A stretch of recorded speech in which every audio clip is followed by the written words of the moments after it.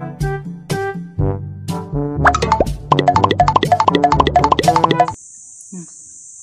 mga subscribers, kumusta na kayo?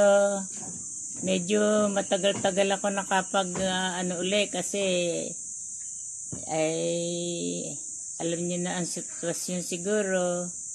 Medyo malungkot ang aking ngayon. Siguro may nabalitaan niyo ang nangyari, pero kung ikukwento ko sa inyo ang nangyari dahil ako walang kaalam-alam. Noong tawag doon? Noong March 14, balak namin dumalaw doon sa mister ko sa kinaroroonan lugar sa anak naming panganay.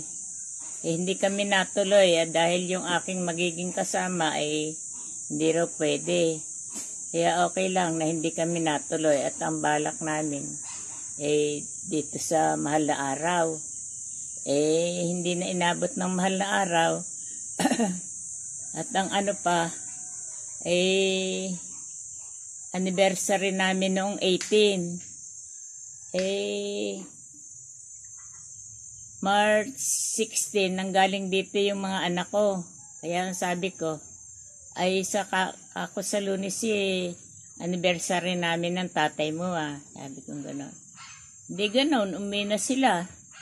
Noong kinabukasan, may nagbalita sa akin na ako raw susunduin at ako raw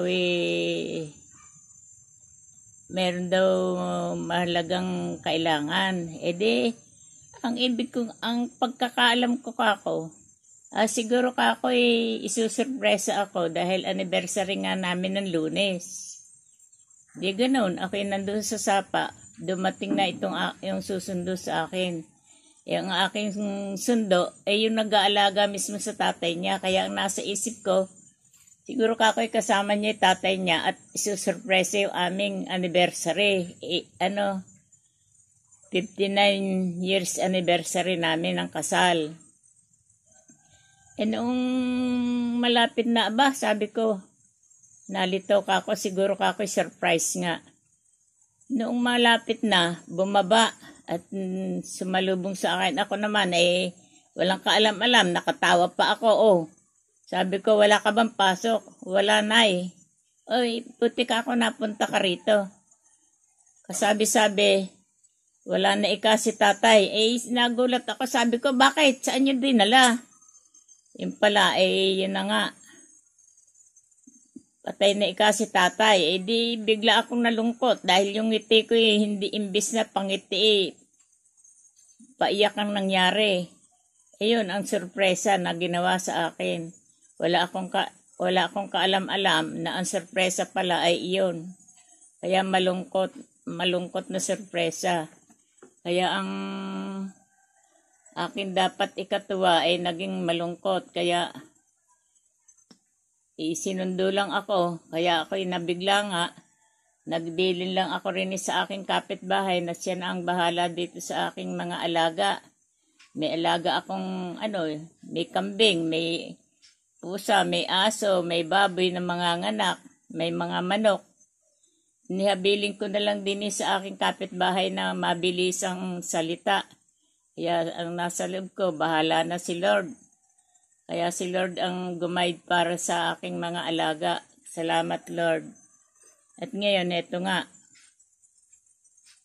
Kaalis lang kahapon ng aking mga bisita rito, mga anak. At nagbakasyon sila simula Huwebes Santo, Biyernes Santo. Kahapon sila umuwi. Bali 3 araw sila dito. Pero itong si Bebelyn, siya namang uuwi ngayon. Kaya yung saya ko kahapon, biglang lungkot uli ngayon. Wala tayong magagawa. Talagang ganito ang buhay siguro. Kaya maasa ako kay Lord na ako hindi niya pababayaan. Uwi na rin kayo kung gusto nyo. Uwi na rin kayo doon sa inuuwian namin. Nako, hindi pwede. Sayang itong aking pinagpaguran at pinagkagastusan. Kasi nalulungkot kayo hindi na. Lungkot na naman yun. Lungkot na hindi naman panghabang panahon. Kaya ito. Alis na sila, kaya hanggang dito na lang uli mga subscribers. Paglabanan niyo, pagluluksaan nyo. Alam niyo, nasa maayos ng lugar si tatay. Ang Diyos ang ating patnubay sa lahat ng oras, kaya maraming salamat kay Lord. At sa inyo mga subscribers ko, huwag niyo akong kakalimutan ha. Salamat. Bye. God bless us all. Thank you very much. Bye-bye. Bali, 2 weeks na ngayon na nawala si tatay. 2 weeks na po. 2 weeks na. Pangalawang linggo na ngayon. Noong March 17. Ngayon, plus 2 weeks, March 31 ngayon. Bali, 2 weeks. Magto 2 weeks lang. 2 weeks na ngayon. March 31 na ngayon eh. Pangalawang linggo na ngayon. Linggo din siya nawala eh. Yun. Okay po. Sana'y nasa masaya siyang kalagayan. Sige. Thank you. Bye-bye again. Bye-bye.